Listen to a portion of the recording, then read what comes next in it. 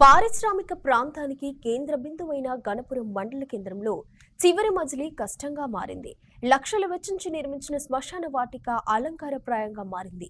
దీంతో గణపురం ప్రజలకు దహన సంస్కారాలు కూడా భారంగా మారాయి. ఉపాధి హామీ పథకంలో భాగంగా సుమారు 12 లక్షలకు పైగా నిధులు వెచ్చించి గణపురం మండల కేంద్రంలో శ్మశాన వాటికను నిర్మించారు.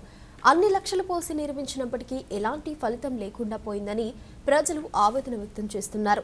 మండల కేంద్రం అన్ని రంగాల్లో అభివృద్ధి చెందుతున్నప్పటికీ ఇప్పటి వరకు శ్మశాన వాటిక మాత్రం సరిగ్గా లేదని ఆగ్రహం వ్యక్తం చేస్తున్నారు.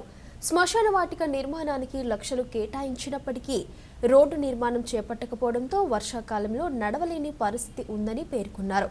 మట్టి రోడ్డు పూర్తిగా బురదామయమై మృతదేహాలను శ్మశాన వాటికకు తరలించే సమయంలో నడవలేక తీవ్ర ఇబ్బందులు ఎదుర్కొంటున్నామని వాపోతున్నారు.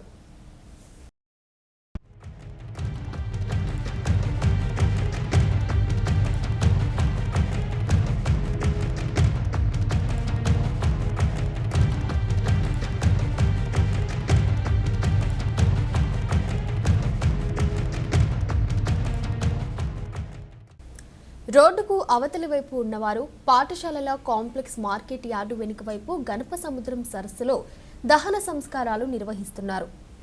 మరికొంతమంది గణప సముద్రం సరస్సు మత్తడి వైపు, మరికొంతమంది కోటగుళ్ల వైపు నిర్మించిన శ్మశాన వాటికలో దహన సంస్కారాలు చేస్తారు.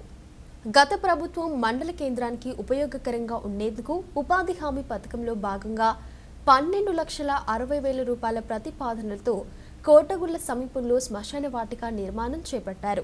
కానీ సరైన ప్రణాళికతో శ్మశాన వాటిక నిర్మాణం చేపట్టకపోవడం మండల కేంద్ర ప్రజలకు శాపంగా మారింది.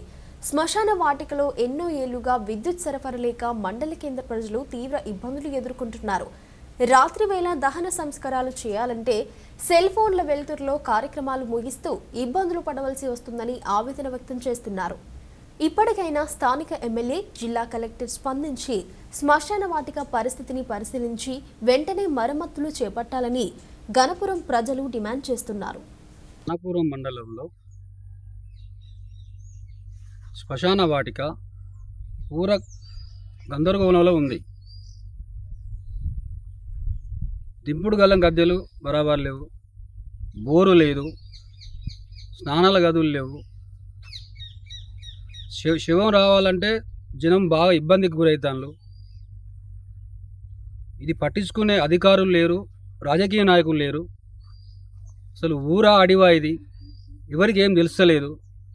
కనుక జిల్లా కలెక్టర్ గారిని కోరుకునేది ఏంటంటే ఇది మంచిగా రోడ్డు అయినా బోరు అయినా అవన్నీ అనుకూలంగా ఉండాలని కోరుకుంటున్నాం. జిల్లా కలెక్టర్ గారు స్పందించి స్నానాల గదులు, కరెంటు, బోరు, సీసీ రోడ్డు దీనికి అంత అనుకూలంగా చేయాలని కోరుకుంటున్నాం.